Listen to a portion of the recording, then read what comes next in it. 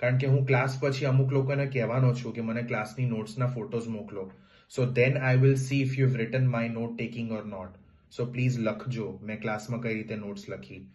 Yes. પછી next sentence શું હતું? I can help you fill the application form on your behalf. તો I help application form fill behalf you. બરાબર. પછી શું છે?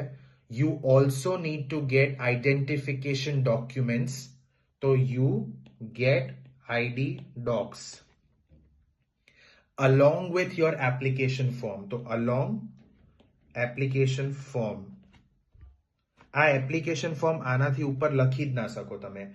Identification documents, get, you, application form. આ જો ફ્લોના લીધે બંને એક્ઝેક્ટ સેમ દેખાય છે ને, સહેજ ફરક નથી બંનેમાં પ્રેક્ટિસના લીધે. Okay. I help application form fill behalf you. You get ID docs along. Along કોની અલોંગ? એપ્લિકેશન ફોર્મની અલોંગ.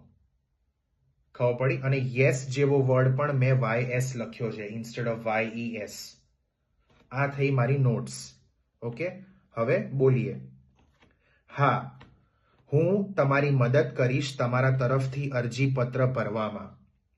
તમારે અરજીપત્રની સાથે અલોંગ, તમારે અરજીપત્રની સાથે ઓળખ દસ્તાવેજો લાવવાના રહેશે. હવે જ્યારે પ્રેક્ટિસ નહીં હોય તો તમે શું કરશો? સાંભળો. હું મદદ કરીશ અરજીપત્ર ભરવામાં તમારા તરફ.